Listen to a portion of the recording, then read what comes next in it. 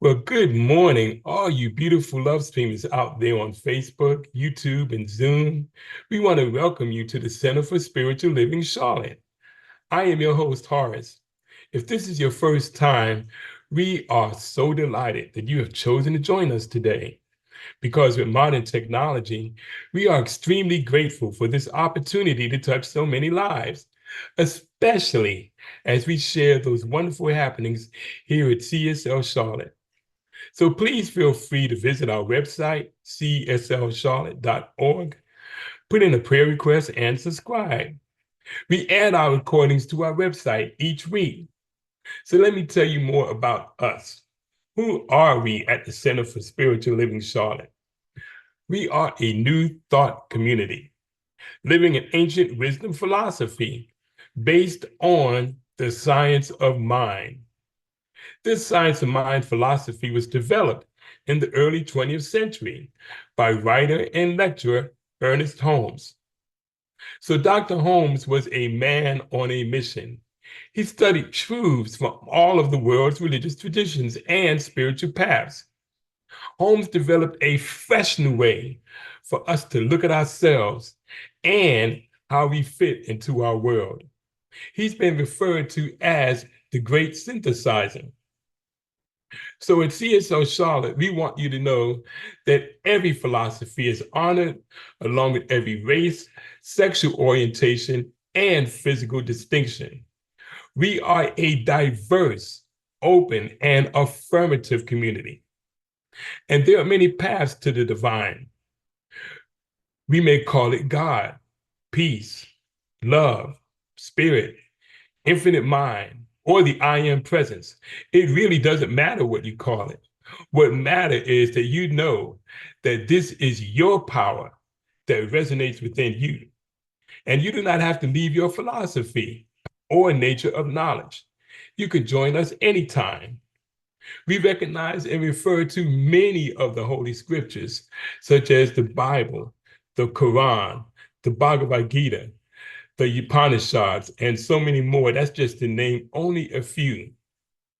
So our vision statement here at CSO Charlotte is to continue a spiritual community, creating and preparing a succession of future leaders who can fully integrate, teach, and expose the science of mind principles, messages, and practices that strengthen the mind, body, and spirit of individuals. One of our aims is to create a high collective consciousness for everyone in this community. We teach everyone the tools to do just that. So come and join us as we meet each Tuesday evening at 6 p.m. Eastern Standard Time. And you find out more about what happens there in our meetings on Tuesday. And we're going to tell you more about that when we talk about opportunities. So welcome everyone and enjoy our service as we celebrate this powerful being which lives within each and every one of us. So before I pass the mic over to our very own guest speaker today, Reverend Dr. Wanda, I want you to know, first of all, that her theme is life is like sitting on a three-legged stool. It must be balanced. And with that thought, I want to leave you with this thought. Balance is not better than time management. It's not better time management, but better boundary management. Balance means making choices and enjoying those choices. Let me say that one more time. Balance is not better time management, but better boundary management. Balance means making choices and enjoying those choices. And that's by Betsy Jacobson. And with that, I'm going to turn it over to Reverend Dr. Wanda. Thank you, Horace. That's a first. I'm muted. I'm never muted. But thank you. You always lead in with such wonderful thoughts. Right now, what I'd like to do is to have Miss Mo, our wonderful practitioner emeritus, lead us in with a prayer and get us centered.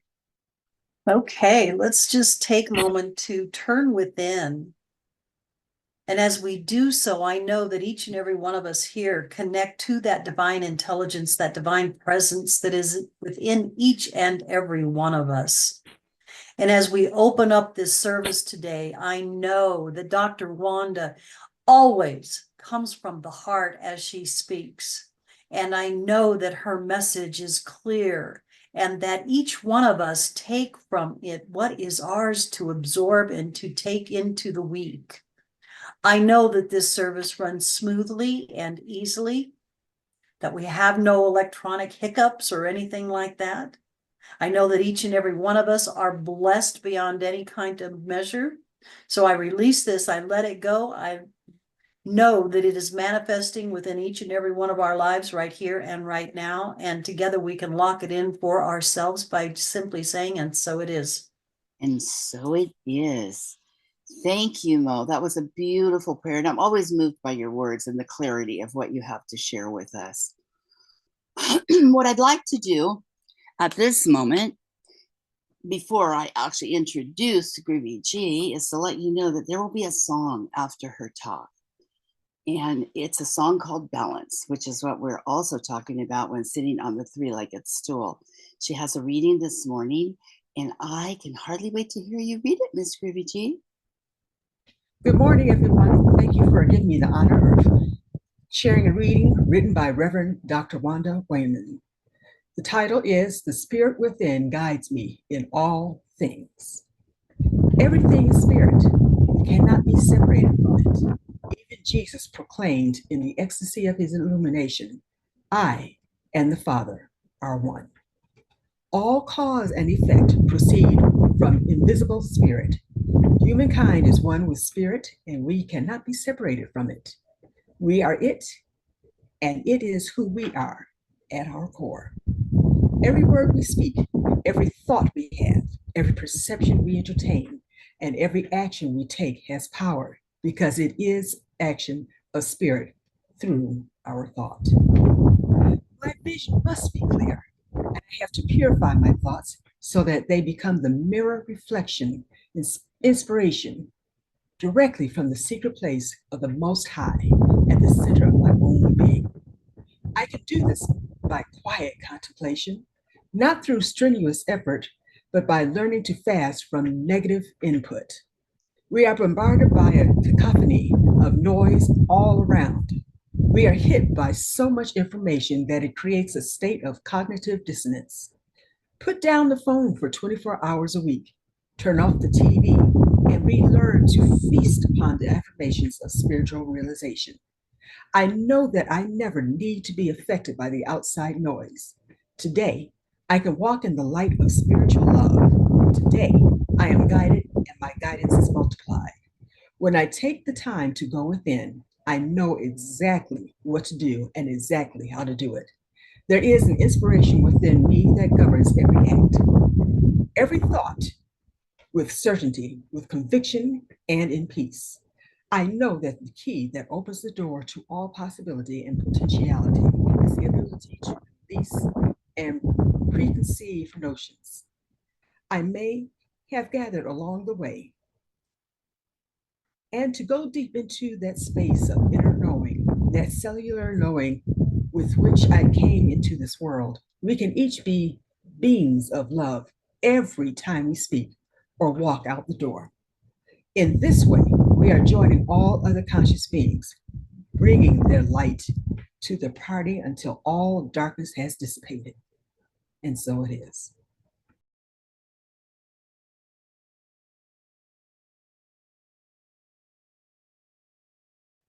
I thought that song was just wonderful in talking about a lot of the inner turmoil that we go through trying to look for balance. So today I'm talking about how life is like sitting on a three-legged stool, or so we think, because each leg is so important. You know, we have the mind, the body, the spirit, and the mind. Let's talk about the mind for a moment. No one has ever seen a mind or a spirit.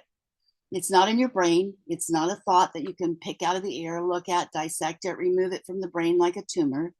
The only proof we have of mind is that we can think. And we are perfectly justified in believing that we have a mind.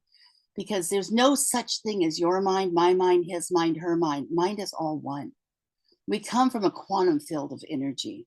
And in that quantum field of energy, all things are connected. So there's no separation. The very air that we breathe is like the glue that connects us, And so that first leg is not only just mind, it is spirit. Everything is spirit, mind, body, spirit. Spirit overrides all of that. It is part of all that. It contains all of that. Spirit, conscious mind is either the law of consciousness acting, and therefore a conscious or subjective sunlight is potential energy. Body is the physical frame in which we live and breathe and have our being with us. And it is the sum totality of all things that it houses. And our consciousness houses everything. It is spirit. We are spiritual beings having a human existence. And there's a lot to that, but that's a talk all in itself. The body is the framework that contains everything. We're like a cell in the body of the universal. And the universal is where everything comes from. It's so huge, infinitesimal, that we can't even begin to fathom what that is. So we do our best once we come into existence. And what happens is that once we come into existence, we come in as these little wonderful beings that are just full of life and power and energy and light and everything that we could possibly need. And then we're birthed into this plane of existence and we get spiritual amnesia. And so we have to relearn everything. And what we learn and what is written on the slate of who we are is all the things that we come into. It's the parents that we chose. It's the cultural, it's the ethnicity, it's the gender roles. It's all the things that we're taking in. We're like little sponges and we take them in. We're just taking in. I call it the first trimester of our life. We take everything in. We don't really know what it is. We are governed by what is placed upon us. We think that that's the rules. We're given rules and they're all based on different things. We don't all have the same rules. Some of us come in with wonderful, wonderful, wonderful parents, wonderful lives. Everything seems perfect. Most of us don't, because there's no manual that comes with a child. So there's no way of knowing like exactly what to do. So we're all doing the trial and error thing. So what happens with that is this, that once you come in and that cacophony of noise hits you, when all that chaos is swirling around you, we're off balance. We're trying to think about what to do. What part of it is real? What's the truth? I went to a movie recently called Inside Out 2. It's an Inside Out 1 was about a baby that was born up to puberty. And it's about all the voices that are placed in our heads once we're born. There's fear, there's fear, love, joy, happiness, optimism. There's the guy that's always like angry, and it's interesting to see. So I went to see the second part of it from puberty on, and boy, was that an enlightened part. So that's the second trimester of our life. And what that is that we then we step into the real awareness of spirit. So I want to give a couple of definitions so that for the purpose of this talk, it makes sense. So what I'm going to say right now is that spirit is self-existent. It has all life within it, and it chooses. It's a free spirit because it does nothing outside itself and nothing different from itself. It knows nothing different from itself. It is the principle of unity behind all things. Spirit is all life, true love, being, cause, and effect. And it is the only power in the universe that knows itself. There is no separation. We are not separate from others, where our parts are not separate. It's not really mind, body, spirit. It's all spirit, basically. But how does that work? We have to think about, how do we take care of ourselves? What do we put in? When we reach that second trimester of life, that part would become a teenager. What we're doing is we're trying to get rid of all the stuff that we gathered that doesn't serve us in that first trimester, that first leg of the stool.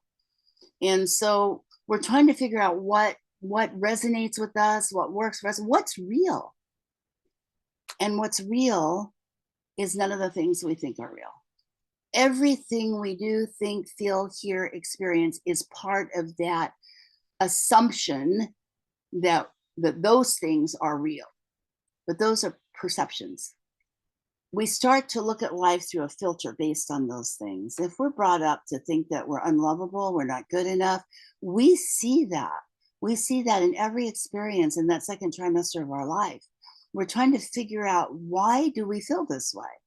How do we get rid of this? You know, and the way you do that is you put positive things into yourself. It's like a vessel. You're putting positive things within yourself. Balance is to create stability produced by an even distribution of weights. So if we're trying to get an even distribution of weight, what does that mean? It means, as far as the mind goes, turn off the TV, turn off the phone, become present in your life. Quit taking in the negativity. It's just like food. If we take in garbage, it's garbage in, garbage out. It's the same with our minds. You know, our intellects and our minds become formed by that. And then we see everything out there through the filter that's being created in our mind. And if the filter that's being created in our mind is that life is scary, you know, I'm not good enough, I'm afraid all the time, you know, fear is thinking things are real that are not real. Fear is being afraid of not getting something we want or losing something we have. But we have it all within us. We just have to shut off or change the dial on the radio. And what's true is, if we allow ourselves to be pulled out of our center by all that swirling stuff around us, remember that from chaos comes order. So we don't deny what's going on around us, but we don't have to participate in it. We don't have to react to that energy with same energy, because what we learn is that the energy we put out is the energy we receive back. So if there's negative energy going on, whether it's politics, no matter what it is, if we react the same way, like there's no Republicans and Democrats, there are no me and them, there's no Palestinians and Jewish people. It's all one. We are part of a race called humanity. We are part of the human race. And those are all the little things that separate us. We forget that we are part of one whole. And each of those things is a cell in the body of life. And so we don't deny that it's there, but how do we as human beings participate and change the world? Each one of us can change the world by sitting solidly on that three-legged stool, by doing what's necessary in order to stay centered. And not only in our minds, but what we think in our minds is what happens in our bodies. And I know this is true. This isn't just, you know, iffy, or I've read about it, or I think about it. I've had the experience of this. I had a death experience. And when I had that death experience, what became very clear to me is all the stuff doesn't matter. All the stuff doesn't matter. You know, and I realized that I had been in a prison of my life. I worked for my stuff. I had a lot of stuff, you know, and I had to work for that. I wasn't free. But once I had that death experience and I lost everything in one day, my homes, my business, and almost my life, I realized that the most important thing in the world is to really stop going out there, start going within, and realizing that within we can choose what we want to be. We can choose what we think and what we feel. We can go in and get rid of all of the sounds and all of the noise and listen to that small, tiny inner voice that knows the truth of us. You know, my mantra lately is, when I have a thought that's just kind of not one I should have, I say to myself, this isn't the truth of me. This isn't even the truth of what I'm looking and perceiving that is, because I'm looking through a filter. I'm looking through a preconceived notion. So I need to let that notion go and just see it for what it is. And generally, when there is chaos, or there is destruction going on, or there is anger, underneath that is pain. And that's hurt. And that means someone is hurting. And if they're hurting, I'm hurting, because I can't be separate from them. So to judge them or to impose upon them my idea of who they are, who they should have, would have, could have been, is to add to that destructive force. It's an act of violence, basically. The reality, if I look at them through eyes of love, I can empathize. I can see where they're coming from. I can understand them better. And I can send them thoughts of love. And sometimes you have to love someone from afar. You know, it doesn't mean that you have to hang out with them and be a party to their pity party. You don't have to do that. But we do have to not judge them. We don't have to react to what they're doing. We don't have to be pulled into it. When someone starts trying to impose their opinions upon me, what I do is I simply say, that's an interesting thought. Thank you for sharing that. I think I'm going to give that some thought, which is my way of saying I'm not going to think about it at all. But thank you for sharing, you know, but it makes them feel heard. People want to be heard. They want to be seen. They want to be accepted. And when they don't feel heard, they will continue to try to pound it into you. But if you give them no place to go, they are able to relax into that moment and say, oh, okay, thanks. Thanks for that, you know? So it's important that we don't react with anger. We don't react with impatience. We react from love. We react from acceptance. We know that's where they are. We accept that that's where they are. And we say, thank you for sharing where you are. You know, I'll have to think about that. And somewhere in that, there's a little truth. In everything that we hear, there's some truth. We have to mine for the truth and pick the pieces of gold out. And our bodies are the frame in which we live, breathe, and have our being. So what we put into our mind, from our mind into our body, makes our cells react. What we put into our body from food, from outside sources, is going to create the environment in which we live in and have our being. And what do we need to do? Well, we need to start learning about our inner bodies. We're pleasure creatures. We seek pleasure. We don't seek pain. We're not pain seekers. So something's going to make me feel good, like that ice cream in the refrigerator. I want that. That's supposed to be good for me because it's going to make me feel good.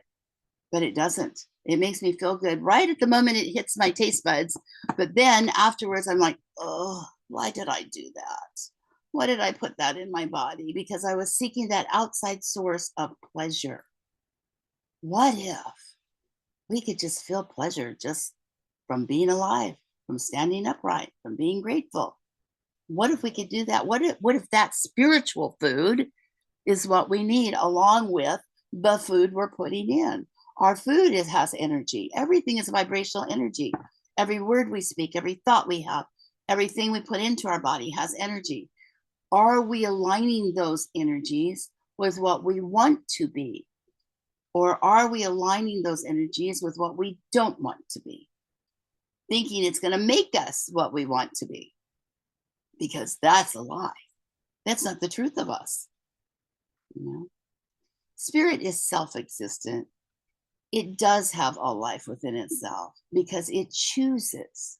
We get to choose. Everything is a choice. It's cause and effect. It's the law of karma.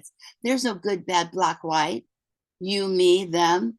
It's all one. It is the unity. It is the unity of the universe. So what I want to say right here and right now is that we are spiritual beings having a human existence. And Jean Houston once said that we come here to what she called God's school. And everything that we encounter here is a jewel. It's a gift. It's a lesson, whether it's a challenge or not. And the challenges are our greatest gifts. The people who really irritate the you know what out of us, they're our greatest gifts. They're our best friends because they're forcing us to look at ourselves. They're forcing us to change or stay stuck. And remember that I remember writing an article when I was in high school about existentialism and how we're all looking for a safety. And I'm here to tell you the bad news is there's nothing safe. There is no safety. There's no place over there where if I have that house, I'll feel safe and secure. If I have this person in my life, I'll feel safe and secure. If I have enough money, I'll feel safe and secure. That's not true. That's not going to make you feel any better. It represents maybe what you think it's going to do for you, but it often doesn't do that for you. It's never enough. You need more, more, more, more. It's never enough. It's not fulfilling.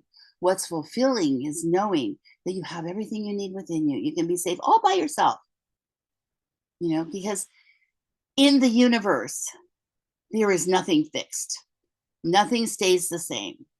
The only thing that is a constant is change. And Ernest Holmes says we have to be open at the top. We have to be willing to change. So everything I'm saying to you right here, right now, is done. When I leave here today, I'm probably going to change my mind about something. Some information is going to come in, or I'm going to have an experience that allows me to say, well, this looks better to me. I think this is going to be a greater awareness.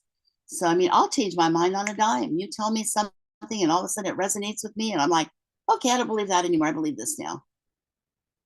And we have to be able to do that, because out of chaos comes order. Out of chaos comes that balance. When we feel that stool tipping a little bit too far to spirituality, we can leave the world and go live in a cave. That doesn't mean we're going to be whole, complete, and be happy. We're just going to be hiding away from the world. Maybe our purpose is to do that and just hold the light for the rest of us. I don't know. I don't know everything. They have rooms full of things I don't know. They're called libraries. And so I can always go look it up, or I can have go to a seminar. Those are all informational things. And then what happens is we perceive the information based on the filters of our mind that we gathered as children. The rest of our life is spent trying to get back to where we were in the beginning. And I got to tell you, the third trimester of your life is heaven. If you do the work, you realize that nothing really matters. Just the moment. Just the moment. You have to stay in the moment. What's happening right here and right now? Why am I dragging all those rocks into my present that are gone? Why am I dragging the victimization into my present when they're all dead and gone? They're off doing whatever in spirit or whatever they're doing. They're not thinking about me. So I become my own perpetrator. I got to feel bad. I got to feel like a victim. No, I don't. I can just say, you know what? That happened. That happened. But today is today, and I choose to be who I am. I choose to be enough. I choose to be lovable. I know that I'm enough. I know that you're enough, because we came in whole, perfect, and complete before life wrote on the slate of who we are. So we're trying to find that. We are trying to find that. But we do get caught up in the pleasure trap. We keep thinking things are going to make us feel better, but they're not. So I'm going to stop there, because, I could go on forever about different pieces of what happens to us. But being in the third trimester of my life, what I can share with you is the good news. The good news is I'm happy. I'm happy. And I don't need all this stuff. As a matter of fact, I just took a huge garbage bag full of clothes out of my closet yesterday, stood there and looked at it, and remembered the day that I got out of the hospital, when I almost died, I had lost everything. All I had left was my underwear. I had a little drawer full of underwear. And that might be too much information, but that's what I had. And I look now, I had no place to live. I had no place to go. And I had the audacity not to die. So when I was looking in this closet yesterday, I thought, where did all this stuff come from? I look around my house, I go, where did all this stuff come from? I spend every day trying to get rid of things. I want to be a minimalist. I was a minimalist when I had nothing. That was very minimal. But now it's a challenge. That's my challenge every day. Become more minimalist. Not be attached to things, because things are not thoughts. Thoughts become things. So with that, I want to just tell you that I really feel honored to be asked to be here today and to share some of my thoughts with you. And I hope that some of them resonate with you. And so what I'd like to do right now is to share with you, before I turn it over to Horace, to let you know that he is going to be doing a short a short presentation on Pride because we're entering Pride Month. And remember, that's the rainbow. We are all part of the rainbow. So Horace, please take it over. Wow. Wow. I am so honored to have been a part of that message today, Reverend Wanda. And so part of honoring, since we're in the process of honoring right now, June, the end of June right now, and this whole month has been Pride Month, I feel honored to talk about, especially being a poet myself, one of my favorite poets and beloved in our own nation is Langston Hughes. And so I'm going to do it short. First of all, I'm going to apologize because I cannot do it justice in the time we have, but I'm going to do what I can. I'm going to start out with this. Harlem. What happens to a dream deferred? Does it dry up like a raisin in the sun, or fester like a sore and then run? Does it stink like rotten meat, or crust and sugar over like a syrupy sweet? Maybe it just sags like a heavy load, or does it explode? Just take that in for a moment.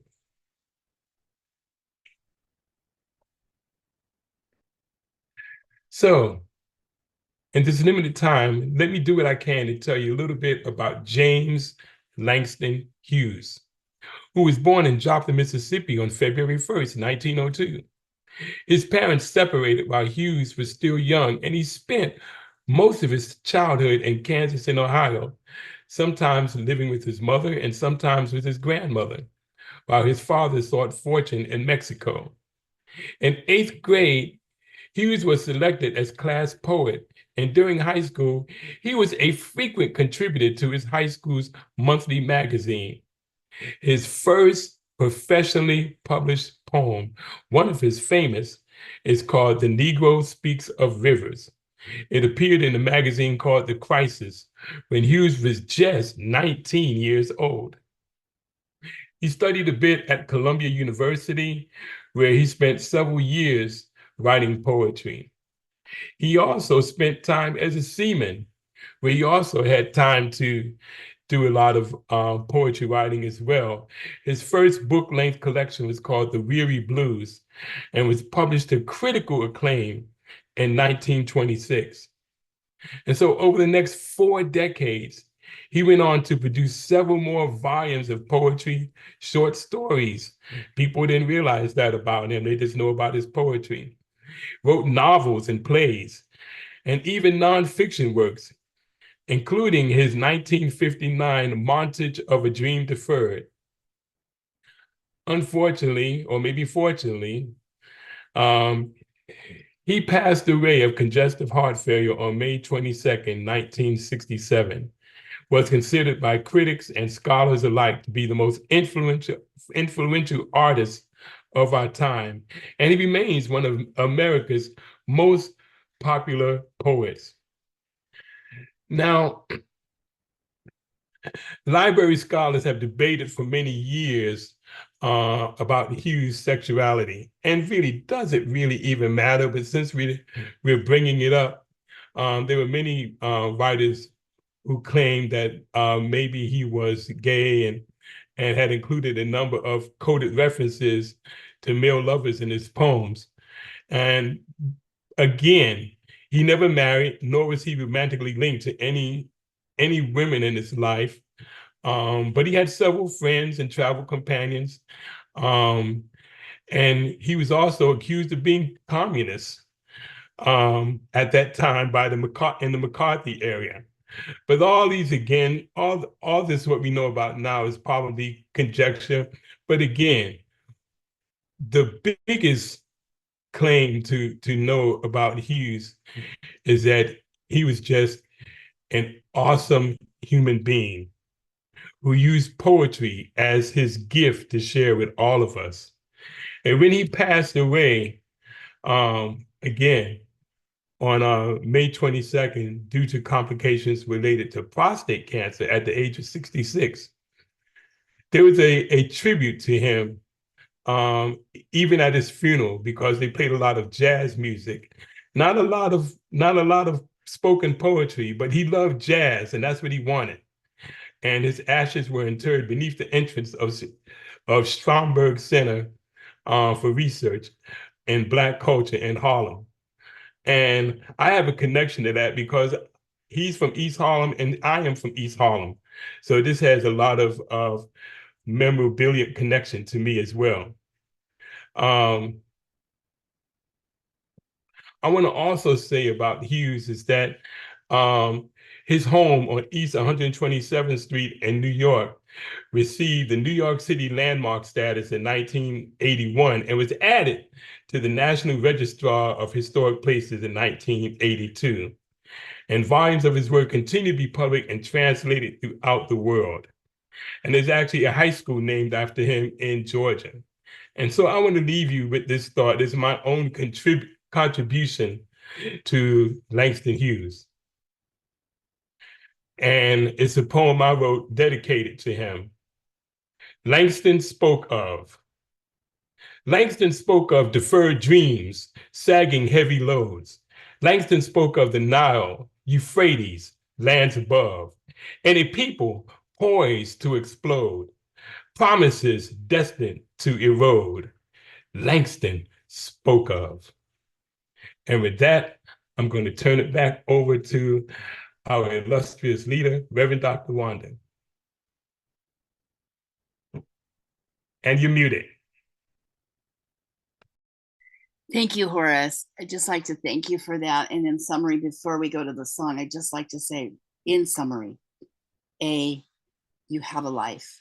B, you have a mind. C, your mind creates an idea. D, the idea becomes an action. And the action becomes the outer manifestation of your belief system. So if what you're seeing around you isn't what you want to see, then you need to go back to the belief system and work on that leg of the stool, because you are seeing what you believe. And with that, we're going to play a song called Today My Life Begins.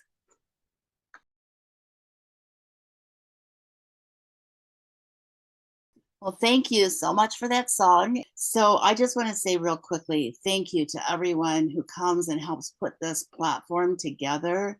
Groovy, thank you for the reading.